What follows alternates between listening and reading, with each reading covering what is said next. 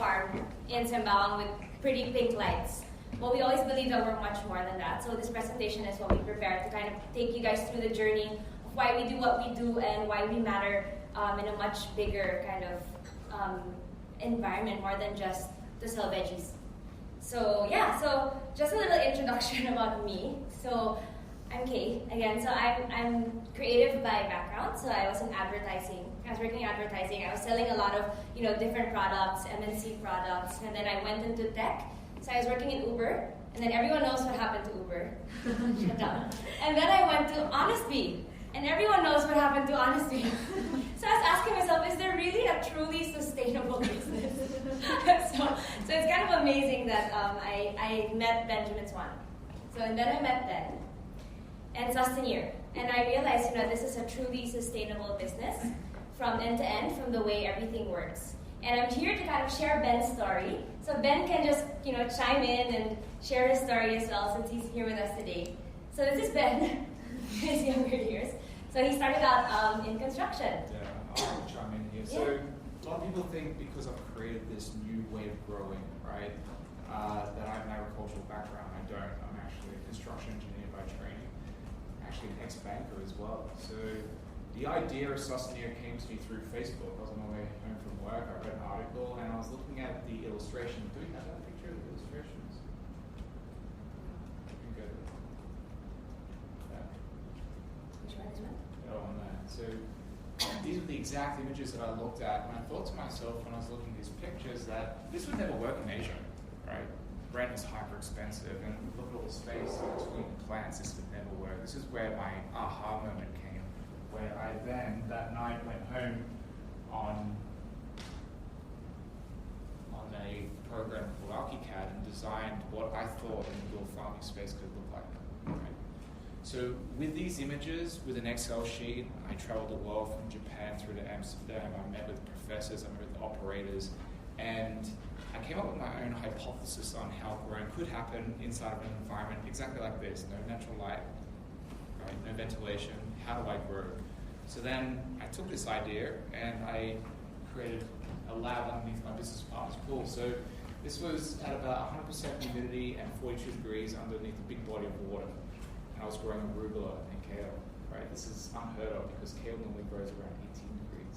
And how I was doing that was by chilling the water to trick the plant to think that it was in a cold environment. So it was straight away I learned that we could grow impossible crops in impossible places using technology. I then started to look at how do I stack these plants to maximize the yield, not by square foot, but by cubic meter, right? We need to stop thinking about how much we produce on land, linear. We need to think about how do we grow in volume so we can start growing afterwards. And it was all about the science for us. Sorry, these slides are all over the place. I'm just going to try and chime in. And it was all about the science. So throughout the whole plant's growth cycle, I was taking measurements. I was finishing calls in New York, working at Citibank at 2 o'clock in the morning, then going into the basement and taking measurements of the plants because I needed to understand all the points of diminishing returns on the inputs so we can maximize the outputs, right? So whilst it is about the art of growing, it was more importantly about the science because at the end of the day, it is about science. And we started growing this incredible kale, exactly identical to the stuff that grows outdoors. And I served it to a lot of Singaporeans here through Dairy Farm, which is cold storage adjacent at Marketplace. And a lot of Singaporeans basically spat it back out of my feet, right? Most Singaporeans don't like bitter products. They don't like to eat it raw. They like to cook it, and they like to put a lot of sauce on it. Obviously, getting all the best nutrition from the plant is raw. So we took that information back, and I gave a promise to my customers that I can make it taste better. Would you eat it? And they said, sure, we'll give it a go. And we went back to the lab, and then we created these microclimates underneath the pool. So now I started to control everything about the plant's growth, from the air temperature, the humidity, even down to the ppm of carbon dioxide, the micro and macronutrients in the water. Here I learned that not only could we grow the impossible, but we could also change the characteristics of the plant. So this is first ever in history seeing now we can actually change the bitterness, the crispiness of the products. This is still natural, right?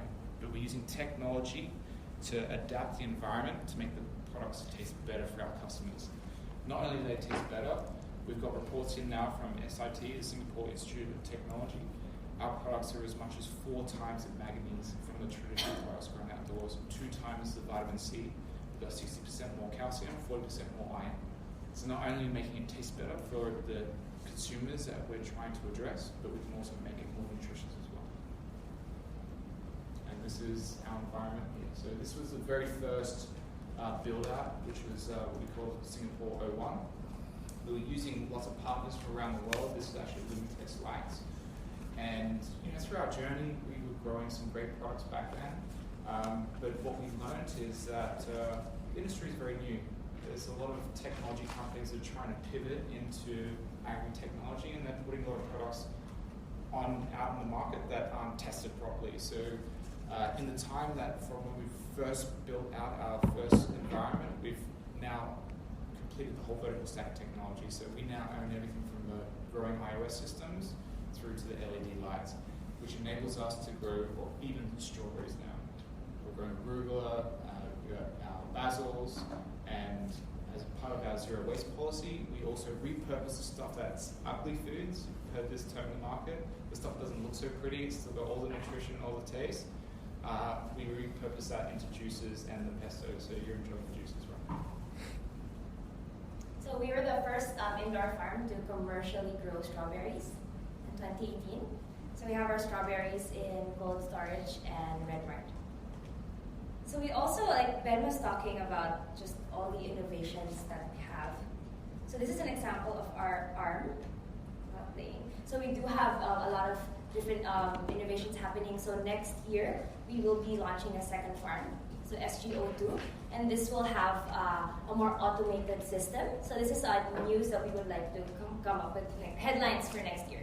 So it will be more automated. So Ben is now working with robotics to make sure that we get the most out of what we do in our farm with the help of robotics. In owning the vertical stack technology, we get great insights into how plants grow. So our plant science is improving, and it's creating a compass for us on how we innovate in different spaces like robotics, and then hardware and software to enable better growth for the future. So the more yield we can produce inside of our environments, the greater the value that we're bringing to the community. So not thinking about gram for gram, which one's cheaper, starting to think about gram for gram, which brings more nutrition, so quality over quantity. And also starting to think about per gram, how much carbon emission are you buying a shelf, right? The stuff that's coming from Australia, the stuff that's coming from Europe, the carbon emissions around that. So you take 1 kilo of lettuce from Brisbane, Australia to Singapore, is 6.8 kilos. It's massive, right? And we have 0 because we have no logistics here in Singapore. It's like less than 30 kilometers, so it's negligible. So as Ben was talking to a while ago, we actually have our own lights. So this one is called Helios. So most vertical farms actually get lights from people like Philips or Samsung to grow lights. So this is something that Ben has created, and it has definitely increased our yield. So it's been tested well in the farms. It's our Sustenir lights. And plant quality. And plant quality. So these are the lights that we're using for our Hong Kong farm. So right now we have built our second farm in Hong Kong, and all of the lights there are 100% Sustenir lights. So the entire system is owned by Sustenir and patented for us, by us. So Helios is the sun god as well. Yes. So we've always believed that at Sustenir we wanted to apply a very consumer-centric approach to what we do. So we wanted to ditch short-term benefits and plan for the long term. So whatever we offer our consumers is value. So it's not just, hey, you're buying this so you're healthy. Hey, you're buying this because you can eventually change the world and lessen carbon footprint is what we promise our consumers. And the reason it's being is here we're 100% clean. So because we grow indoors, we're free of pesticides, insecticides, environmental pollutants, heavy metals found in food. So we don't have any of those. So this means that our food is healthy, and our consumers actually don't have to wash. So when they open the pack, they can just eat it directly. So it saves a lot of time. It's 100% clean. And next is we actually use 95% less water than traditional farming. So the good thing as well is whatever we use, so the 5% that we use, we don't waste, because Ben has created a system where the water just circulates around the whole system and is recycled within. So we waste 0% of the water. We also farm locally. So a lot of people ask us, hey, why don't you, send your kale over to, let's say, Indonesia or to another country? And we always say we don't believe in sending our produce over. We believe in making farms within a city and doing it locally, because then we get to lessen carbon emissions. So we have 2,200 times less carbon footprint than imported kale, because the vegetables have to fly very far. And also there's less food wastage. So within the US alone, there's as much as 75% leafy greens wasted in the journey. So as your kale takes a journey from California to Singapore, you've already wasted 75%. And you have to throw all of them out before you put them in the cold storage shelf. So that's why we really firmly believe in just doing everything locally. And we have our own van that actually delivers everything to all cold storage outlets. We actually don't use distributors, so we can monitor the process. We also grow 22 hectares of leafy greens in the size of an Olympic swimming pool. So that means we get to utilize space, and we get to, there's less deforested land. So Ben and I were talking about this. A lot of the reason why the Amazon fires happen is because they had to deforest a lot of land to make room for farming. And we were saying if we just use spaces that are already existing and farm there, then we can save a lot of land from being deforested. We also produce 5 tons of kale monthly, and that makes us 127 times more productive than traditional farms. So productivity-wise, we're there. We also so when you say a traditional farm, it's actually perpetual. If we go for multiple floors, right, we can actually increase that. Farms can never stack. So we, as Ben mentioned earlier, we try to use every part of the plant. So the only thing right now that we don't know what to do with are the roots. And that's something we're working on. So we're trying to get a lot of students to come in and say, hey, there's an open brief. Let's see what you can do with the roots. If we can create like cloth out of it or something. So it's a challenge that we're consistently trying to do to get people to use every single part of the plant. So as Ben mentioned earlier, the ugly parts, the things that consumers would be like, it doesn't look so nice, but really it's perfect. We don't put that in our packs, but we turn it into juices and pesto. So it has the same nutritional content. It's still great. It's just not as perfect as the others. So years from now, who benefits from all of this? We tell our consumers it's you. So while they see a pack and they go, it instantly in their head it looks more expensive, but really the value, gram per gram, are actually cheaper than a lot of the kale, because they sell. So Australian kale, they sell with a lot of stem and stalk, and they weigh the stalk. So if they say 100 grams, it's actually weighed with the stalk, and you actually can't eat the stalk because the stalk is a bit fibrous. But ours, we weigh per leaf. So whole leaf, 150 grams. And when people actually start doing the math in their head and they see that it's also good for the environment, then we're selling value and we're selling long-term benefits to our consumers.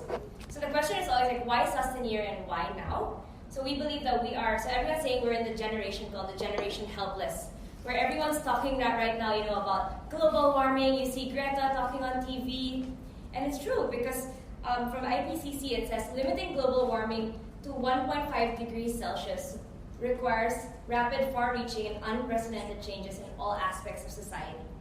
So the UN Environment 2018 Emissions Gap Report said that if all countries meet the Paris Accord, we can reduce to 55 degrees, but that's still ways to go before we reach 1.5. So what we always say is it's not just in the hands of policymakers now to make a difference for the environment, for climate change. It's actually in the hands of all of us, of businesses, of people, of consumers. So that's what we're trying to do as a business, to help lessen this, and also to help our consumers make that choice.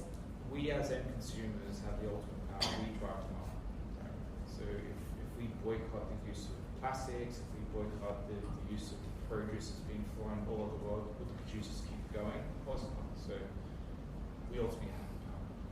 So we have the solutions. So we want